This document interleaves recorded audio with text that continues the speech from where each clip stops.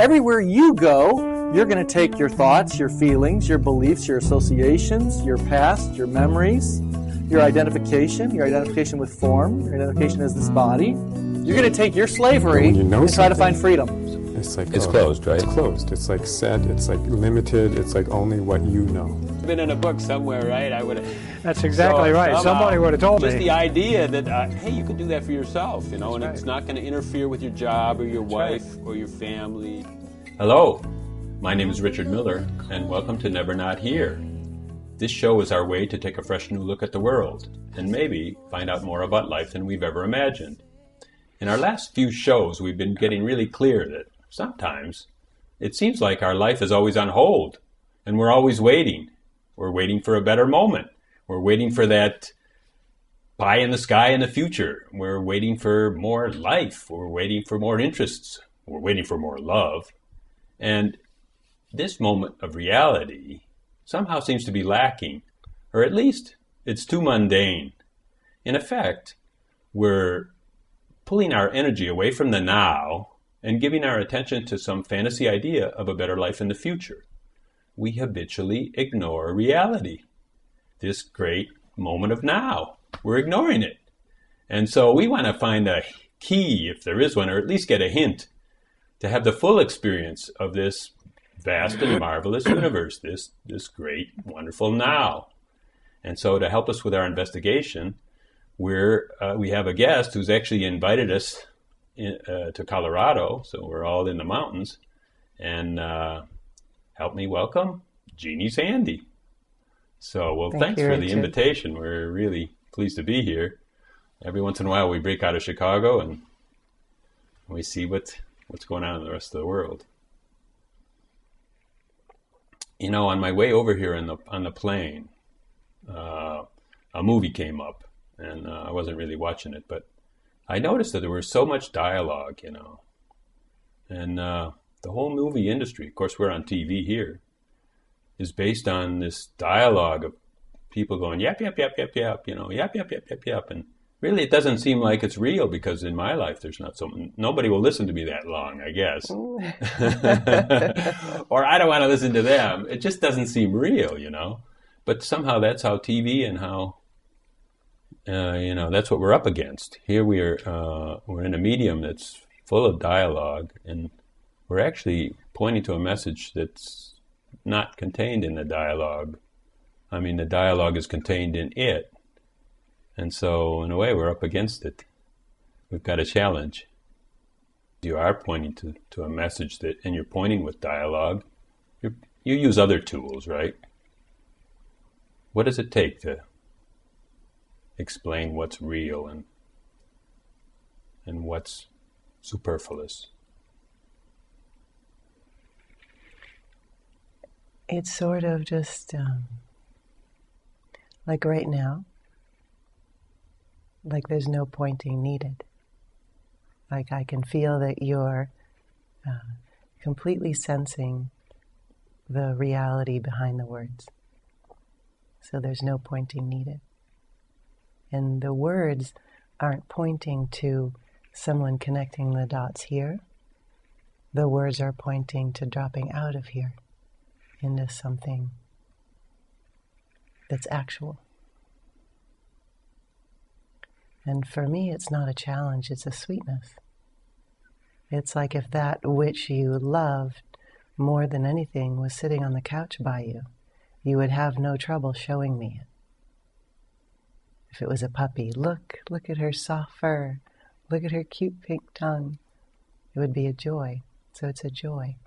It's a joy to speak the news of what's possible when we drop out of living from concept into just here.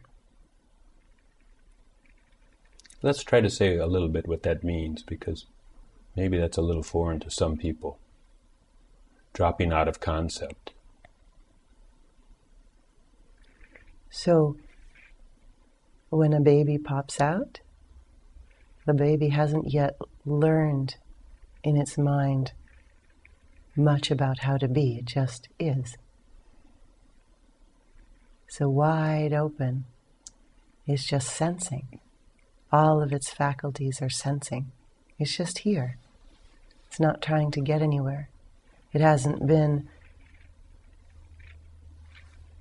frightened out of here, generally. Some babies have. Frightened out of here to try and find its happiness somewhere else. So it's just here. So a baby doesn't need an instruction manual. No, and we don't either to be. We already are. Then on top of that, we're getting very, very busy trying to run from being to get to somewhere better. And we've got a lot of strategies that we've learned from the people around us about how to do that. We're so steeped in that, because it's, especially in our work ethic type culture, if you're just sitting around, it seems like you're missing the boat. You should be trying to improve yourself. That's right. And so then none of us have ever really thought, at least for so long, I never thought that, it's okay just to be hanging around, because whenever I was just there, I was feeling guilty, like, oh my gosh, like they told me in school I must be lazy. Exactly. That's one of the big ones, lazy. Right. Or, dull too, I wasn't too bright or too fast. I'm slow. Slow, another one. Lazy Yeah. and slow. We can all find the adjectives, and generally they're the bad ones that describe what we're not supposed to be. So in school, if you're looking over at your friend adoringly, or someone asks you a question and you're just noticing that they have blue eyes, and you're then you're called an idiot, right? Right, you got to go to the Get slow you out class. of there fast, the slow class. So this is the slow class. Attention deficiency, they got names for it now, right? Yeah. Attention deficit disorder. That's hilarious. No one has a deficit of attention. Just where is your attention? Right, it just doesn't go where I say it should go. So then I'm going to call that a disorder. Yeah, yeah. God, great work could be done with just that notion, instead of all the medication and all the other things that are happening. Well, we aren't paying attention to what's real. And we have to work very, very, very hard when we're not living in reality. We have to work very hard to keep our conceptual world together, because it's a false world. It's a limited world. It's not actual reality. It's a subset of reality, and we're imposing it on reality to try to make reality fit it. But reality is a very squirmy, wild, bucking bronco that will not be fit into our concept.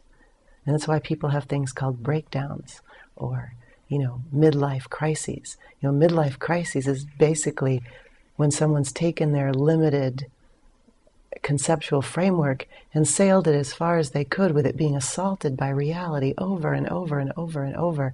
And when reality breaks in and it breaks down, we break down. What we think of as we breaks down. Actually, we're simply syncing up with reality. Reality's caught up with us. Reality it's like it's constantly just being itself, which is in contradiction to any limited idea of it.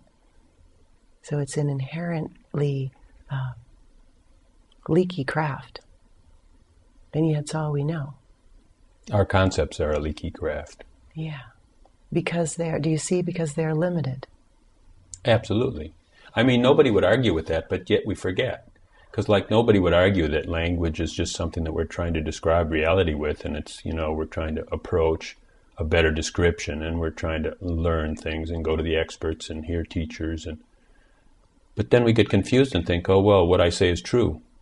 And then identified with what we say, we're going to defend it to the hilt. And that's, I guess, the seed of all conflict, is a confusion of that what I say or my books, my scriptures are truth. Anytime that we put any false god, so to speak, above reality, we're going to get whacked in some way. We are swimming upstream when we argue with what is, basically. We're headed for an accident, because reality will right us at some point. I don't get out too often, but I was at a party the other week, last week, and it was scholastics, or it was professors, actually in the economics department, and Northwestern, and it was kind of neat. And I wished I could interact with them more often. But we were talking about A students, and how some of these students are so programmed by their their parents and their family, that they have to be the top of the class, and so then they're analyzing every curriculum in every class. How am I going to get an A here? And of course, if I'm not going to get an A here, I'm not going to take that class, because I'm not going to risk my grade point just for a foolish class.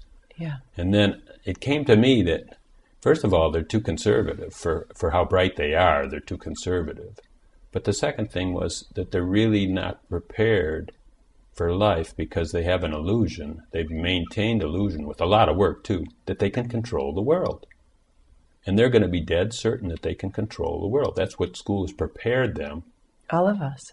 To say that we could control. And when we find out, hey, it's not working, and we button our heads against it, but it would just take a simple word to say, hey, well, in the end, you can try, but in the end, just mark my words, you can't control the world, and just be relaxed with it, because the world is pretty cool, even when it's not controlled. It could be so much easier.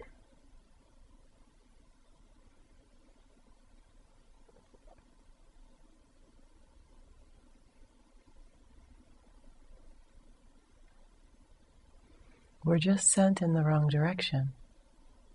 See, right here, just this, and as a child, it's like the just this is beautiful. We're in the world, we're in the woods, we're one with things. We have no argument with things. We get trained to have an argument with things. We get trained to have an argument with what is. We are conditioned to believe that how we are isn't right, isn't fine, isn't good. There's something wrong with us as we are.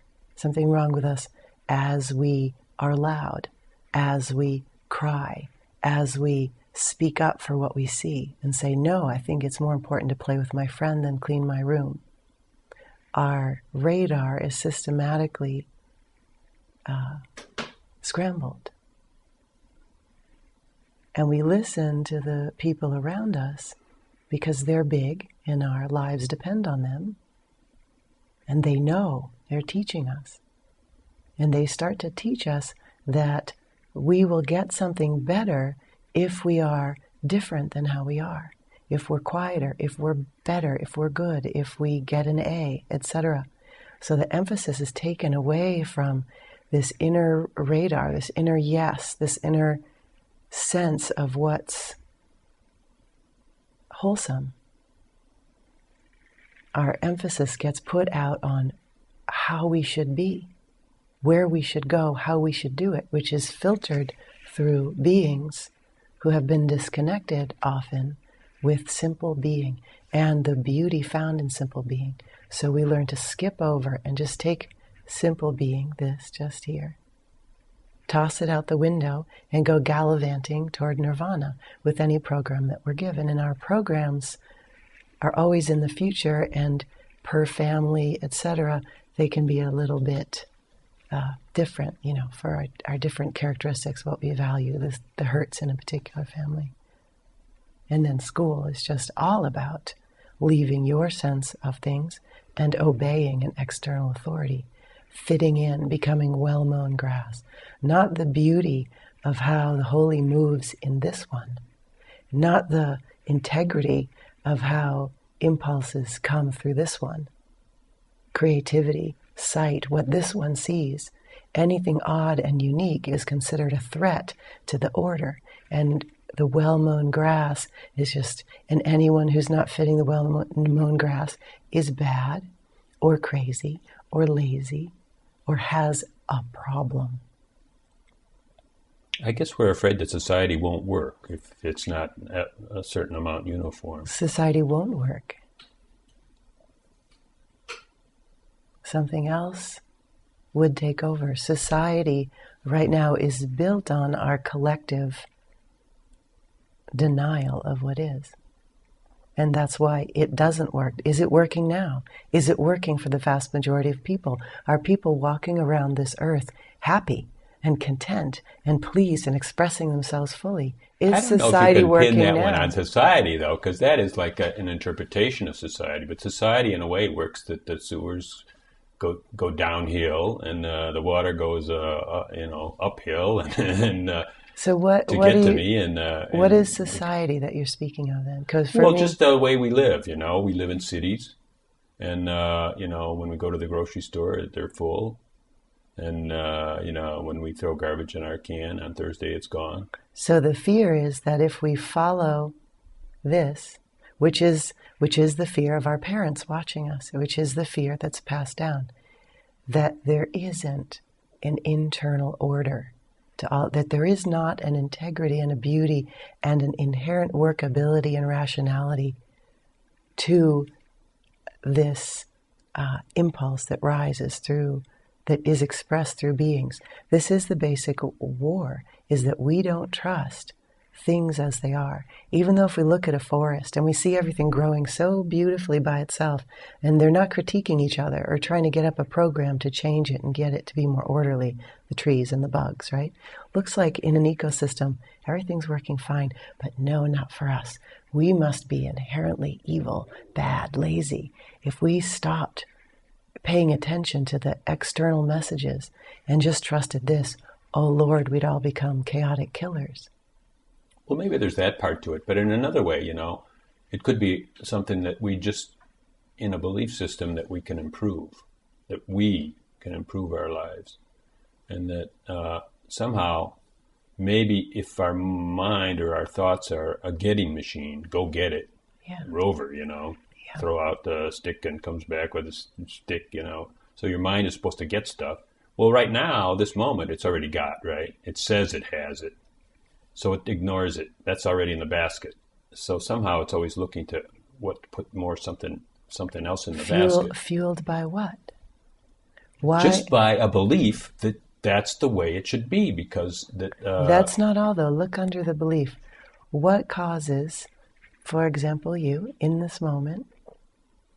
What would lure you out of here right now? This, just here, forgetting your entire life, your day, your future, where your car is, your plane is, your family is, what time it is. Just here with the moment growing fat and you growing very, very dumb. Just here. Riding on the back of the moment. What lures you out of there?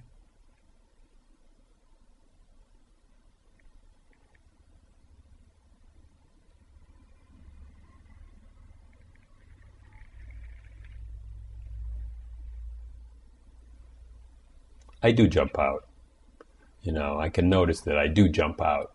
And so something lures me out. Something lures me out. Look there. I'm going to invite you to stay here and lose your mind forever.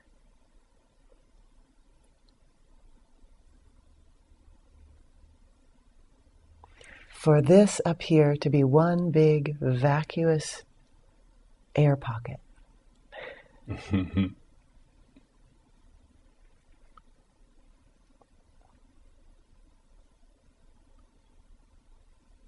This is a really good question, and anyone watching this can ask themselves, what in me says, no way? What will I eat? Where will I live? Who will love me? If I'm just being, how will it all happen? How will I move off this couch? I don't think this is maybe just a concept, but I don't think you can separate action from being, because action is part of being. And so then it doesn't really come to me a great fear that I'm not going to do anything, or that somehow I'm separate from my actions, because I think my actions is part of the now. And I'm kind of confident about that. Maybe I'm just making something up. Yeah, well, that sounds like a mental argument. Yeah. Yeah.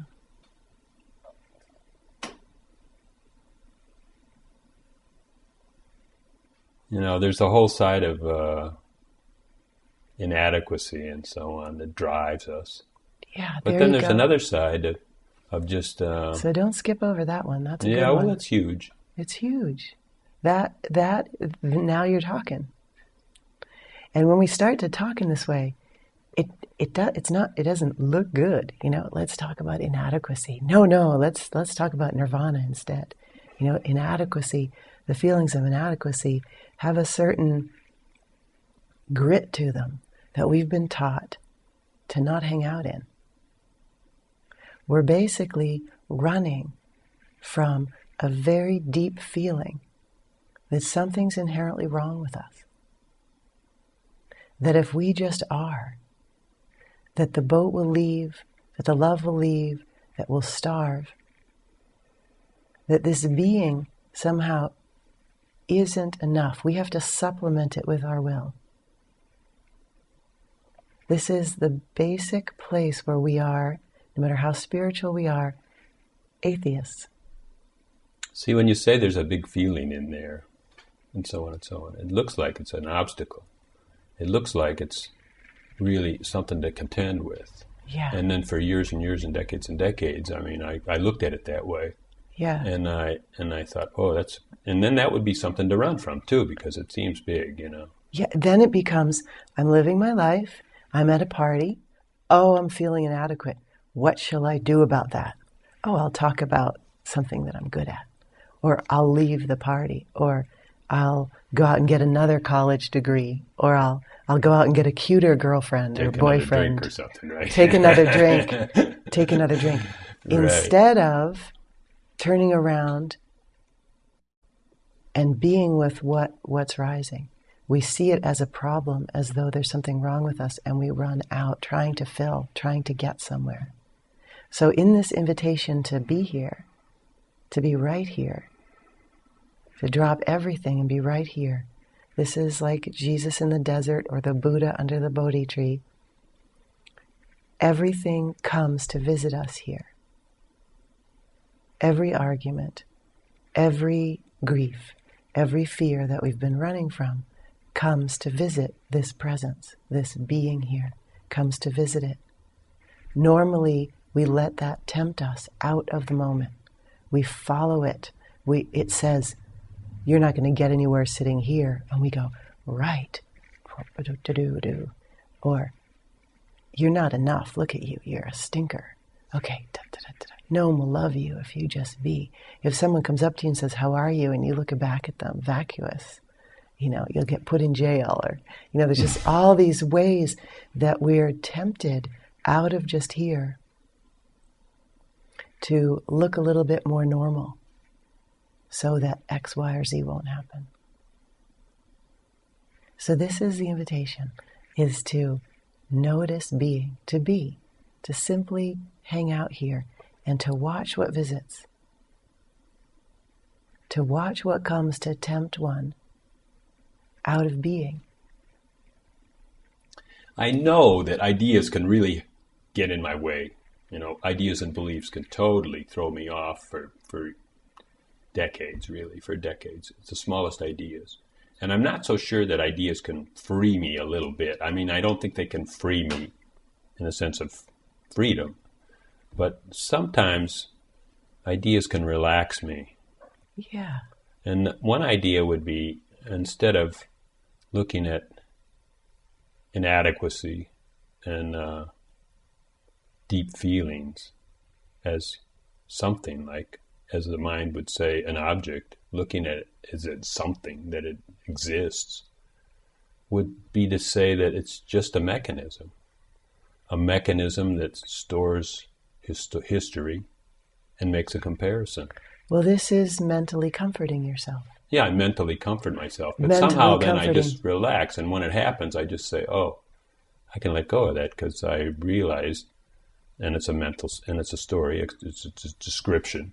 Mm-hmm. I just say, that's part of the mechanism, the historical contribution, let's call it, that has a memory. Basically, it's the memory, because you can use that as a benchmark to say plus or minus. And when you say plus or minus, then inadequacy can pop out at any moment. But if you're not using that mechanism, and you don't need it, then all that inadequacy doesn't even exist. In my book, I don't know, that's how I thought. For the moment. Until you pop back in that mechanism again. Because this body-mind has many things sort of stored in it that move. In a moment, we can mentally have a nice perspective that for the moment nullifies it. But the next moment that you're just kind of hanging out, it's going to sneak out again and bite you again, or you're going to be living from it until it's fully met. See, this, to mentally trick ourselves, or to use a momentary truth that's mentally understood to relax a little, great, relaxation is great. But what we're after is complete liberation, not just momentary relaxation. And so to look at and to meet the essence of this thing called inadequacy, to actually instead of seeing it as something that we have to chase away, saying hello to it, saying, what is this? How does this rise in me? What does it feel like? What is it? What is it based on? And not only to mentally look into it, but to actually meet it with the whole being. Like, hello, inadequate one, come and sit on my lap. You can be here too.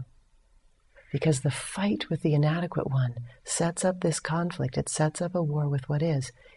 That's all the ego is. That's all that separation is many little wars stacked on top of each other with just what is. So you're saying the ego is like, say that again now. The ego is many wars with these different feelings and different things that come, and we say, well, okay, this one I'll take, but that one, no. Yeah. So it's kind of a whole series of rejections. Yes, exactly. And it's a strategy to keep all those rejections in line or something, yes. or to keep them all down. It's got to push all these things down. Yeah, perfect. And that's what the personality is, basically. Yeah. It's like it's a resistance to what is. It's many little wars with what is, with a lot of coping mechanisms on top to keep it all looking good. Yeah. Keep it. And then we go to war to look good. And all the while, all of our attention going into this false creation to just try to not be uncomfortable, rather than to actually live in full contact with what's here. Because we're at war with what's here. Because if I'm here and you look at me funny, and that touches in here, oh, maybe I'm not likable, then I suddenly have to make you bad so I can make me good, or I have to try to please you so you'll smile at me and then I'll feel good. It's so subtle. Conditioning. The unconditional says, Richard, sweetheart, have any look on your face that you like, because you don't define me, I'm all that is. And what freedom in that? It's like when a free being sits in your presence, you can feel they don't need anything from you. They don't need you to smile or to frown so that they can feel okay. So this is what we're after, this freedom from conditioned behavior, because somehow we're convinced we have to earn our goodness, the goodness that's already inherent in our being.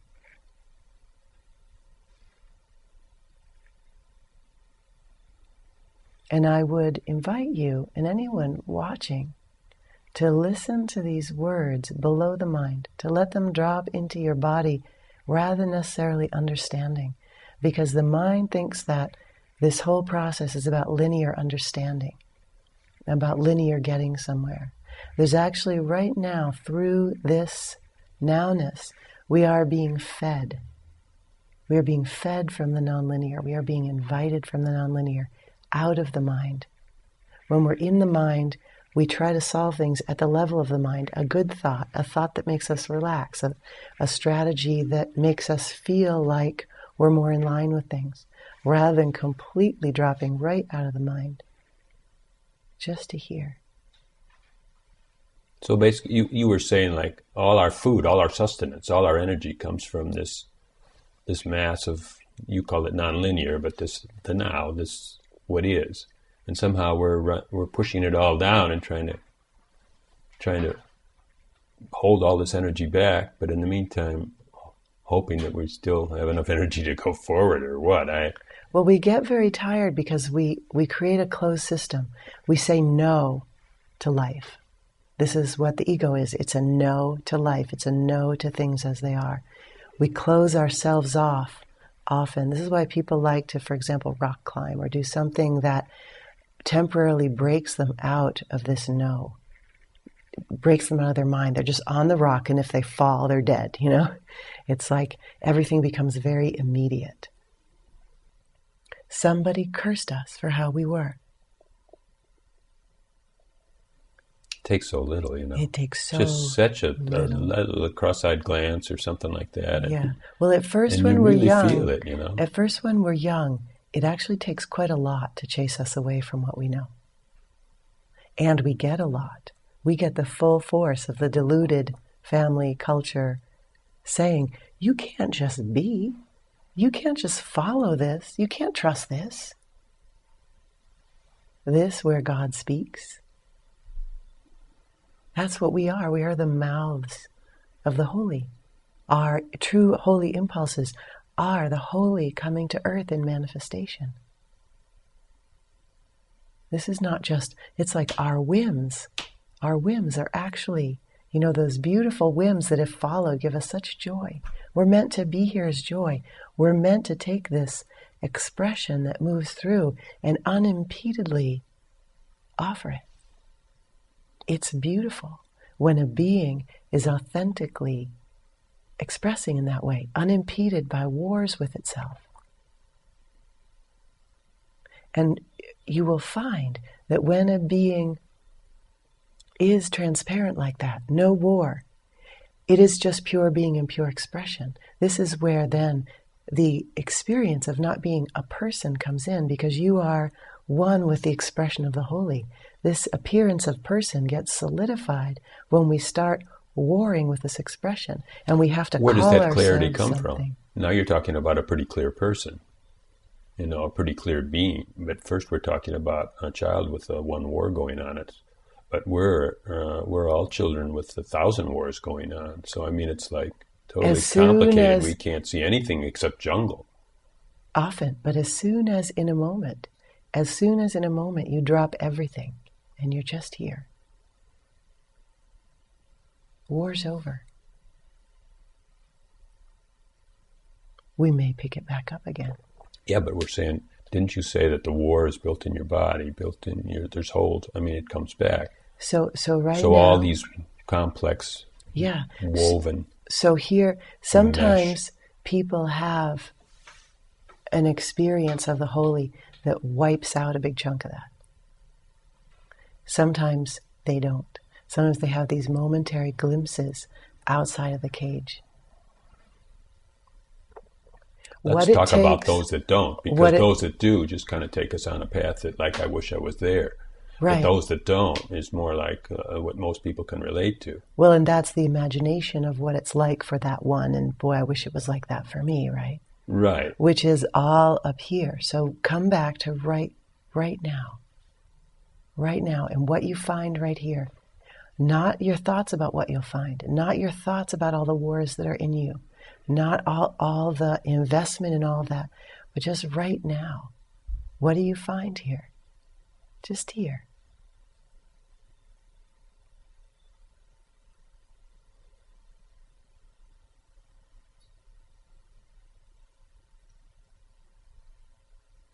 Not some other better here, but actually. And this takes a certain amount of willingness on your part. Here you are on your television show, Hello Folks at Home. Here's your host. Is he willing to look right now and see what's here? This is what's required, is this incredible vulnerability and willingness. Feels so easy and so natural, And I have to laugh because when people had asked me that in the past, and I say, well, what's here? Gosh, I don't know. My arm is on the armrest. I could feel I got an arm. Great. Oh, my seat is on the seat, Yeah. I mean, and I thought, it's oh, a God, great these start. things are really not very interesting, I mean. That's the mind. Oh, gosh. That's the mind. Right. My stomach gurgled. Whoopee. That's the mind. Now go to the arm on the armrest. Whole world in there. The mind touches actuality long enough to make a concept about it. Arm on armrest. Then the commentary. Big whoop. on to the next thing. We could spend a whole hour fully sensing into arm on the armrest. Each place where presence and sensation meet, it's like a wormhole. It's like a doorway to the infinite. It's like an anchor. Where presence meets sensation. There's a marriage there. Forget armrest.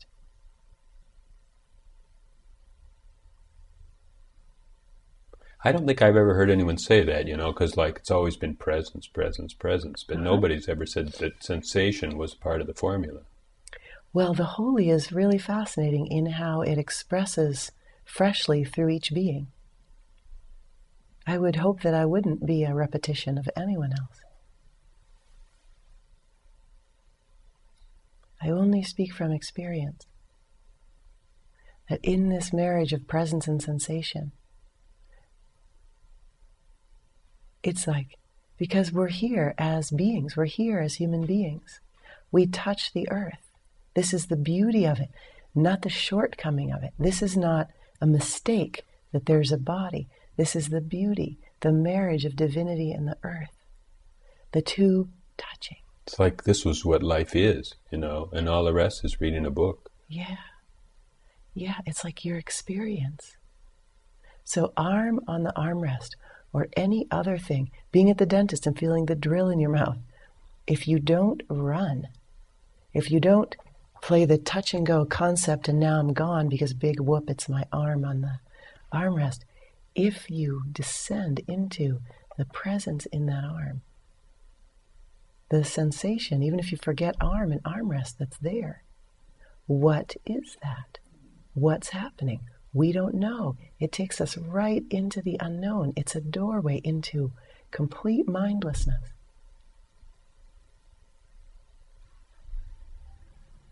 And if we let that spread, if we notice this sensation, and we notice the presence and sensation, pretty soon our body's dissolved. There's just presence and sensation. And this shining. And then anyone can, you can take all your concepts and, throw them in the incinerator. This, life, yum.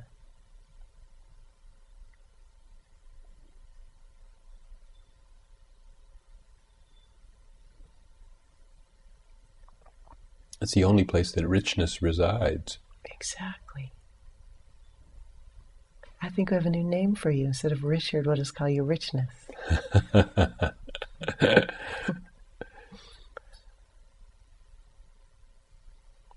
This is what's calling to us. Through the birds and the wind and the grass and stubbing our toe and the fight with the lover, everything's calling us right here. It's inherent in creation that we are called here, and we fight. We fight here. And anyone who calls us here, we fight them because we have something very important to do. In fact, probably a whole list of things more important than just being here. Where will this get us? Right here. Right here, surrendered to the plan of the holy, not our plan.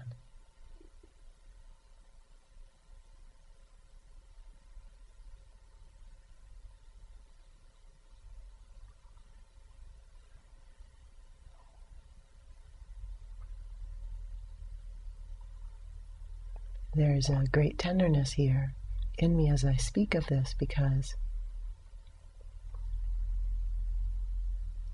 this is our birthright. It's beautiful to be here and to know one's being, to be this beauty, is the birthright of every being. And to hold and watch the fight in beings with, and to watch beings running after nirvana that's somewhere else, when the sweetest touch is right here.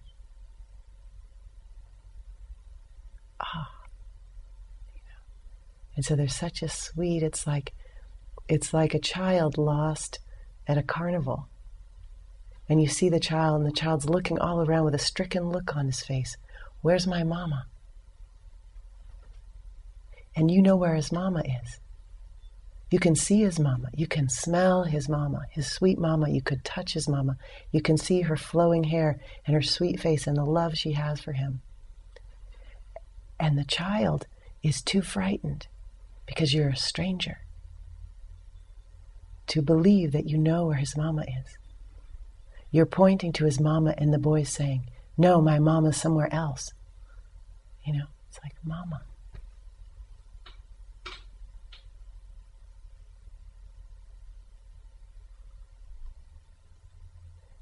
But it's not about necessarily all beings right now coming to know this. Because when you look at all of creation, we see that there's so much forgetting. There's so much pain. There's so much, as you say, the 1,000 wars piled up on top of each other, This seems to be what's so sweet about being here, is this moment of reunion.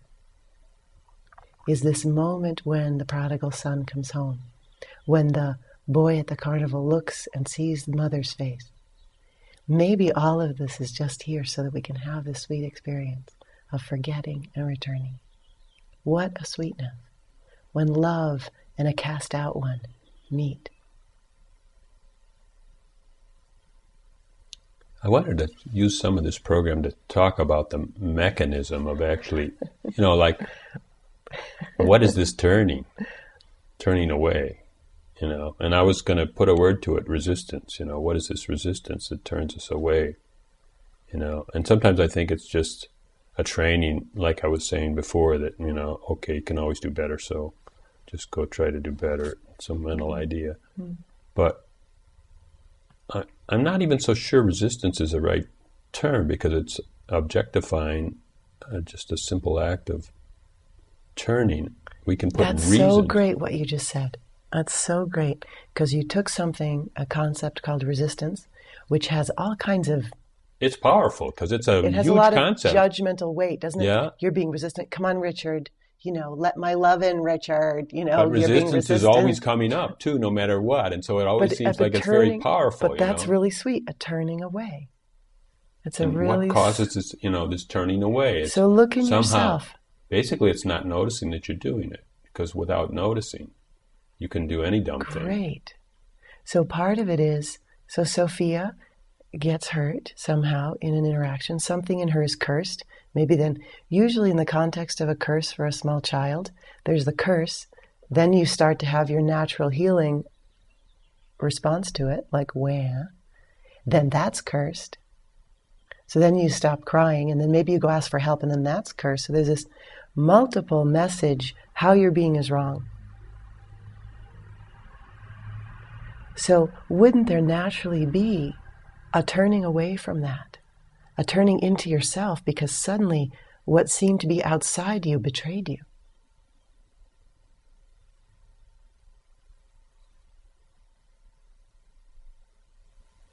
What do you mean? Say that again, please. Turning into yourself, because turning outside didn't work. It betrayed you. So we're one, and we're operating as one. You and I are buddies on the playground. We're operating as one. Suddenly, for some reason, some owie rises in me, and I say, Richard, you're a dingbat. Now, it may be that you start laughing and think that's a funny word. Or it may be that the curse, because the curse is often the energy. Because if I say, Richard, you're a complete incinerator, you're muck on the bottom of a shoe, but my face has love, you would laugh. So it's not so much the words. It's the words paired with the energy in here of separation. So I deliver my separation, my curse to you. I go, Richard, you're a meh, right? Ow. Now, a very innocent being might simply, and I've had this experience of someone coming at me with a lot of curse energy.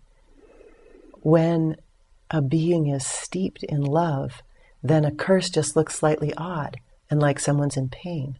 But when you're little and people are telling you that their pain is about you and your badness, you start to get confused. So when someone gives you a curse, you personalize it. You personalize it because that connection to all has been obscured by these little messages that, no, this isn't a curse coming from me. This isn't my owie. This is you. You're bad. Stop that.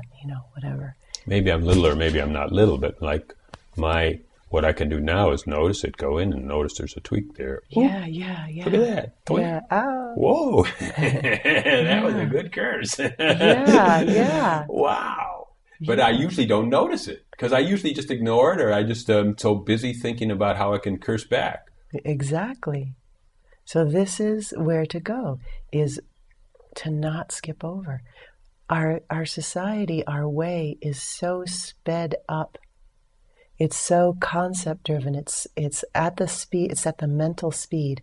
Mental speed is like leapfrogging from rock to rock, concept to concept, over actuality.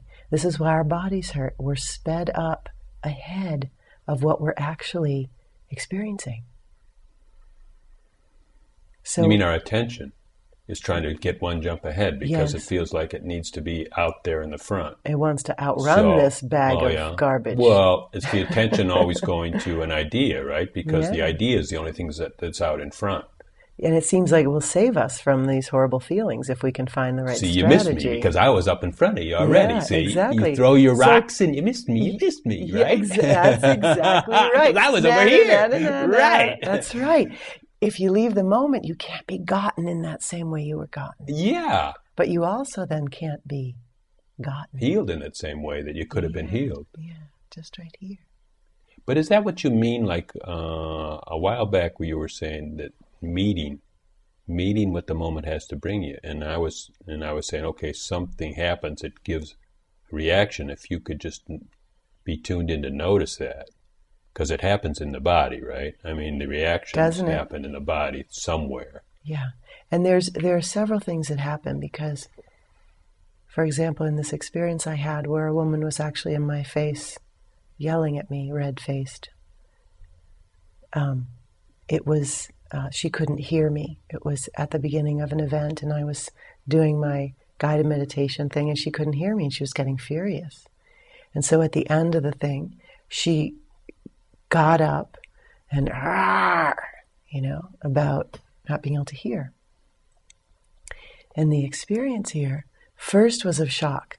It was the shock of the loud voice, of the energy of this expression. The body often, just very base level, gets a shock.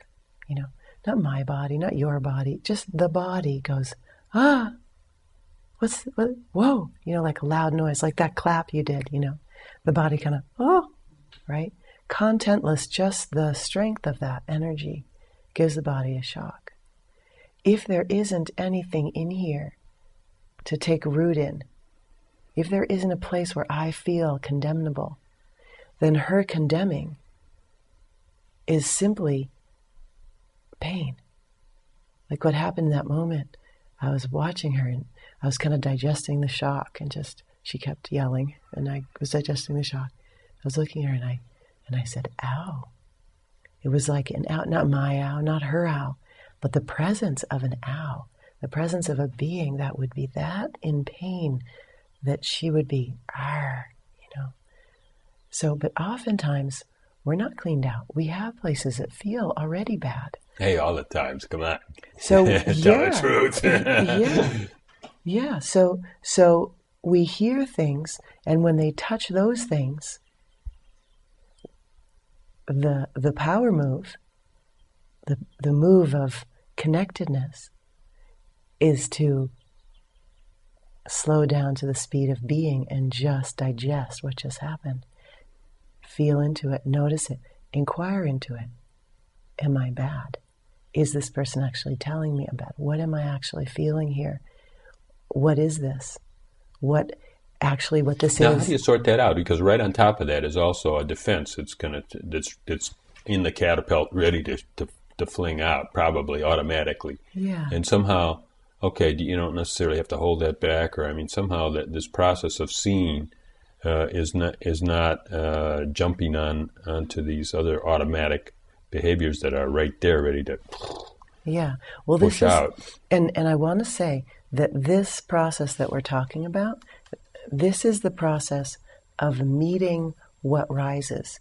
This is what many, many struggle with once they've had pretty darn impactful experiences of being no one and nothing. Then we come back into the world and we find all the places where I'm no one and nothing and I'm reacting like a rabid dog and I'm still cruel and, all this. And so this is the process of meeting these things. So this is not, I want to make very clear that any instruction I'm giving in here is not about how to get there, how to become better, how to improve this. It's merely the application of clear-sighted intelligence to meeting all the ones that don't know themselves as love yet. Not because good girls and good boys do it, not because it'll get us an apple from the teacher, but because this is what love does. Love wants all the cast out ones to come home in love. I think we should stress that because, I'll have to make a confession, because when you said that maybe you were saying, okay, this storm comes at you and maybe there's a clear space there where it cannot be identified. And right away I thought, gee, everybody listening to that, and me included, is going to say, well, is that the way I'm going to get when I get there? I mean, it sounded so much like a goal, and I really jumped on that one, and I thought I ought to say something about that. Yeah, that's great that you said that. So forget the getting there. Forget the getting there forever. Because the getting there will always be holding you. It will always be holding you hostage with its hand over your mouth, dragging you into the future, keeping you from just right here. And this is the paradox of this whole thing. And the person who said it the best so far, and I'm going to paraphrase, that I've heard, is Gandhi said this really great thing. He said, it may not matter at all what you do, and it's very important that you do it. And you see where that gives the mind no purchase to grab onto. Say it again. Say that in another way. I don't know. It may not matter what you do, but it's very important that you do it. Yeah. That's about action, or that's about introspection, or about everything? It's about the mind's attempt. The mind gets into this, okay, here's now my path to the good place. Here's my new strategy, my spiritual strategy. Now what I'm going to do is get really busy trying to get to the good place by doing this thing called meeting or whatever. So we cannot throw out the usefulness of applying clarity.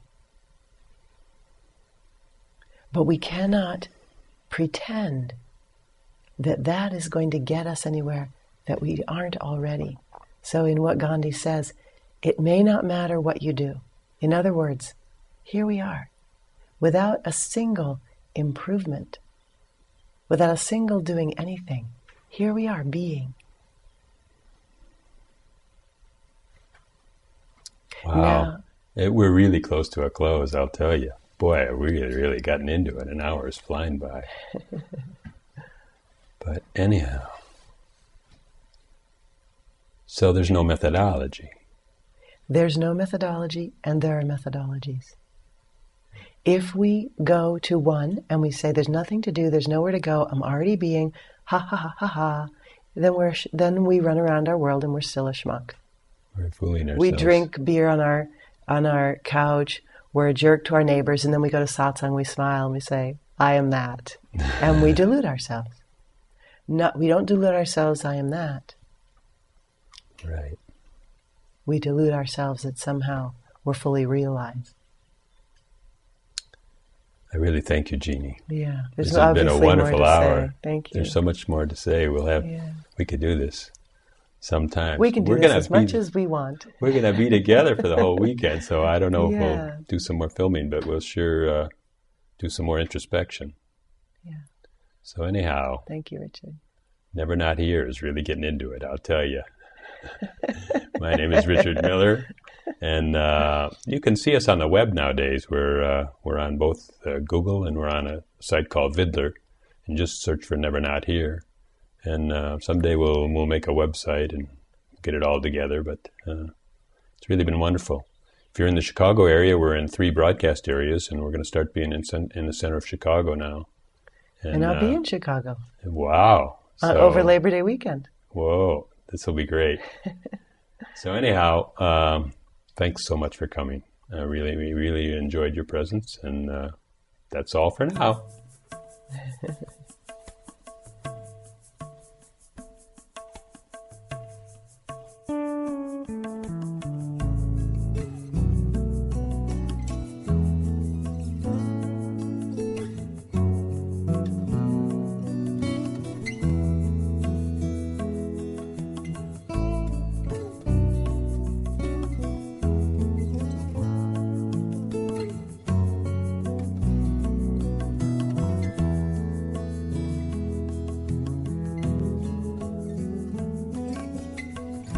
Your beloved calls you here today to ask you for this dance. What will you say?